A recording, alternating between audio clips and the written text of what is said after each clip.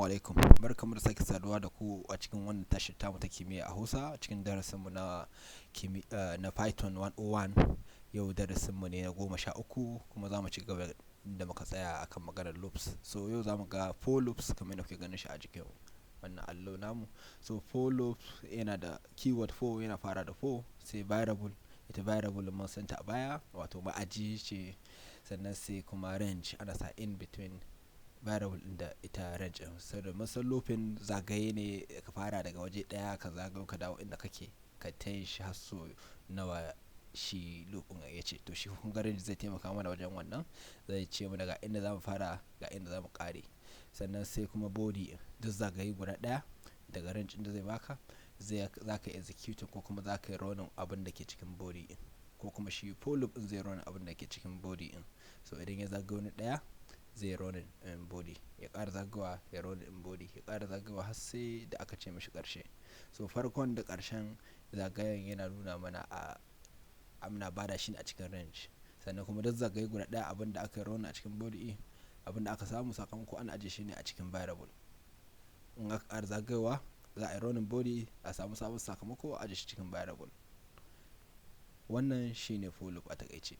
Bari mu ga misali gashi nan. Wannan range ne, musan idan aka sa value daya cikin sa upper limit ce, kuma upper limit always -1. Sannan kuma idan ban ba da lower limit ba za ta fara daga 0 kenan.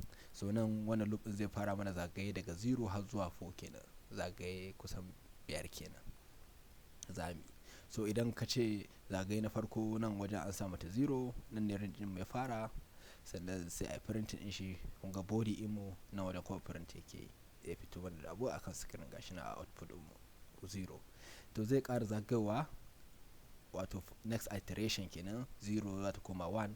yanzu a din mu ba 0 ke cikin ta ba, wato variable din mu kenan 1 ke ciki. A printing ɗinta, in aka printing ɗinta ya koma 1 zai fito. Haka zagaye na biyu 2 za ta fito, zagaye na uku, zagaye na hudu. Kun ga range din yana iteration ba ɗaya hawa ɗaya yake yi duk zagaye guda, kuma duk zagaye zai mana running print ya fiddo mana, ya mana aikin wannan, ya mana running print ya fiddo mana abin da ke cikin variable a.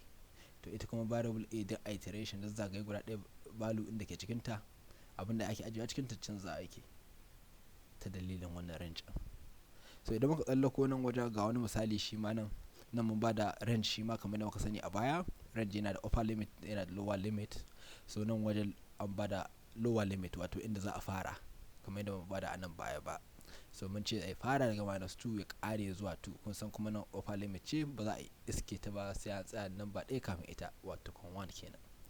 So duk zagaye na farko za mu fara da -2, za mu sa cikin variable din mu a printing enter a. Kun ga za a running body duk zagaye a kenan. A ƙara wani zagaye na biyu a running body din shi ne a printing din shi, abin da ke cikin kuma ba a yanzu is not daga range din is not -2 ya koma -1. To shi sa muke da -1 na ƙasa.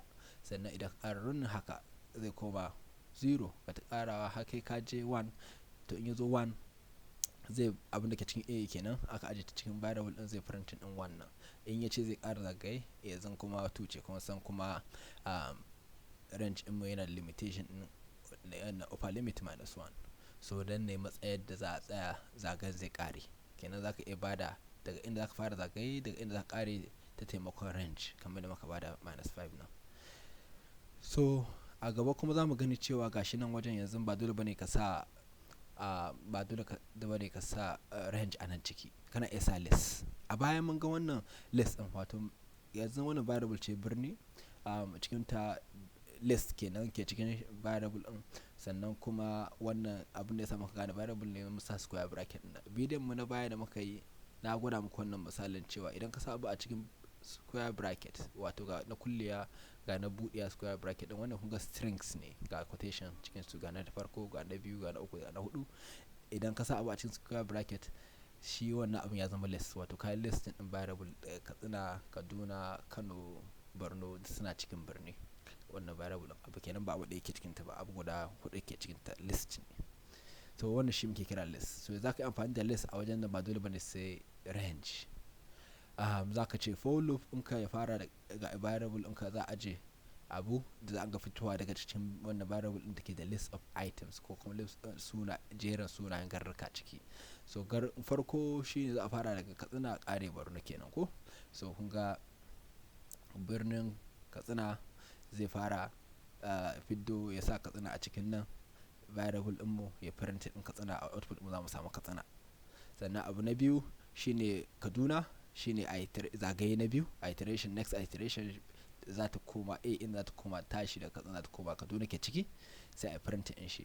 So kenan duk zagaye list na karuwa da guda daya, sannan kuma ana running body. Kun ga wani body in shi abin da ke cikin for loop kenan za mu samu Kaduna, Kano, Borno. Kun ga nan wajen nasa Borno da karamin harfi kuskure ne, nan babban harfi ya tuto karamin harfi za ta yi to da shi a nan. So wannan shine ake kira for loop a takaice. Mun gode, kawo mu na gaba sannan mu haɗu da gaba. Mun gode.